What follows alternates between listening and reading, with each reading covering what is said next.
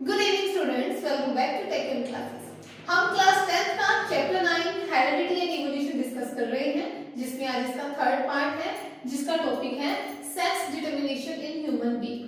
Human being में sex determine कैसे किया जाता है?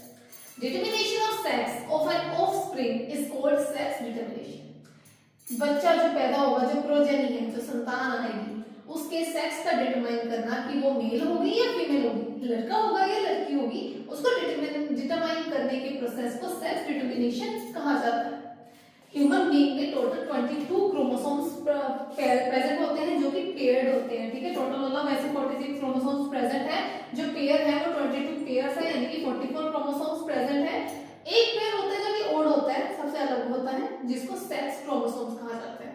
ठीक है, ये जो 44 क्रोमोसोम्स है, इनको ऑटोसोम्स कहा जाता है, जिनका सेक्स डिटरमिनेशन में कोई भी रोल नहीं है। जिनका रोल है वो है सेक्स क्रोमोसोम्स। ठीक है, फीमेल है वो perfect pair represented by XX।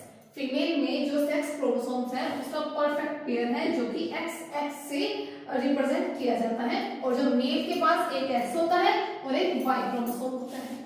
यानी कि आपने सुना है ना कि जैसे जो बच्चा पैदा होता है, कई ऑर्थोडॉक्स थिंकिंग होती है ना कि ये औरत के तो लड़की ही पैदा होती है, इसके लड़का नहीं पैदा होता है, तो ये इसी में कोई प्रॉब्लम है। बट ऐसा नहीं होता है। जो मेल पार्टनर है उसी पे डिपेंड करता है कि जो बच्चा पैदा होगा वो लड़की होगी या लड़का होगा।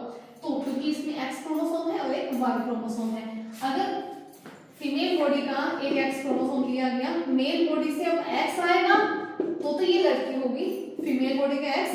अगर मेल बॉडी से Y क्रोमोसोम आएगा तो XY यानी कि लड़का पैदा होगा। तो ये डिपेंड करता है मेल पर। Sex of the baby will depend on fertilization. जो बच्चे का सेक्स है, बच्चे का जेंडर है, वो पता चलेगा फर्टिलाइजेशन से। उसी पर ही वो डिपेंड करता है कि कौन से गैमेट के साथ कौन सा क्रोमोसोम आया है और कौन सा फ्यूजन हुआ है। तो लड़की होगी या लड़का होगा, इस प्रोसेस पर डिपेंड करता है। अब इसको हम अच्छे से फ्लो चार्ट की हेल्प से समझते हैं। Sex determination in human being, इसको हम फ्लो चार्ट की हेल्प से समझ लेते हैं। तो सबसे पहले हमारे पेरेंट्स हैं, मेल पेरेंट, फीमेल पेरेंट। इनमें जो क्रोमोसोम प्रेजेंट है, जो सेक्स क्रोमोसोम प्रेजेंट है, वो है XY, और फीमेल में XX। ठीक है, सेम पेयर प्रेजेंट है, ये ओड पेयर है क्रोमोसोम्स का। अब इनके जो गैमेट्स हैं, मेल के जो गैमेट्स हैं वो स्पर्म है, फीमेल के जो गैमेट है वो ओवम है। अब इनका फ्यूजन होगा, गैमेट्स का फ्यूजन हुआ।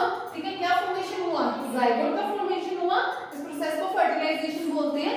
तो हमने स्पर्म के मेल गैमेट्स लिख लिए, मेल क्रोमोसोम लिख लिए, फीमेल का क्रोमोसोम लिख लिया। अब जब इनको क्रॉस करवाया गया, इस एक्स को जब इस एक्स के साथ क्रॉस करवाया, तो ये हमारे पास जो बच्चा पैदा हुआ, जो प्रोजेनी आई, वो थी फीमेल।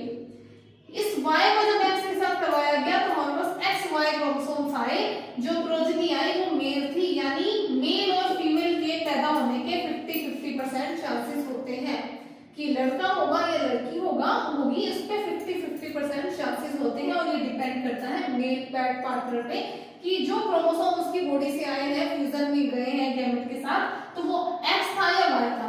XX मिल जाएंगे तो वो गर्ल चाइल्ड होगी, XY होगा तो वो मेल चाइल्ड होगा। ठीक है, बॉय चाइल्ड होगा, लड़का होगा।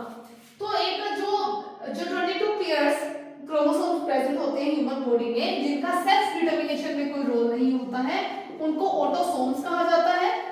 और जिन क्रोमोसोम्स का सेक्स डिटरमिनेशन में हेल्पफुल रहते हैं, वो उनका हेल्पफुल रहते हैं, उनको बोला जाता है sex chromosomes. Autosomes total 44 present होते हैं, और जो सेक्स क्रोमोसोम्स हैं वो 2 प्रेजेंट होते हैं, यानी कि X या फिर XY। फीमेल बॉडी में XX प्रेजेंट होगा, मेल बॉडी में XY प्रेजेंट होगा, और टोटल 46 क्रोमोसोम्स प्रेजेंट होते हैं। आई होप आपको ये वीडियो अच्छे से समझ आ गई होगी, टॉपिक अच्छे से क्लियर हो गया होगा।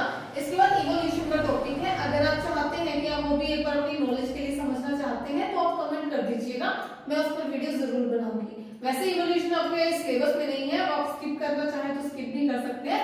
हेरिडिटी का इस चैप्टर का जितना भी सिलेबस में था कंटेंट, वो मैं अपलोड कर चुकी हूँ मेरे चैनल पर, तो आप प्लीज सारी वीडियोस को अच्छे से जरूर देखें। कोई भी चैप्टर पर अगर आपको वीडियो चाहिए, अभी चाहिए, तो आप मुझे कमेंट कर सकते हैं, मैं उस पर वीडियो जरूर बनाऊंगी। वीडियो अच्छी लगे तो वीडियो को लाइक करें, चैनल को सब्सक्राइब करें। हम मिलेंगे अगली वीडियो में, तब तक के लिए बाय, गुड नाइट।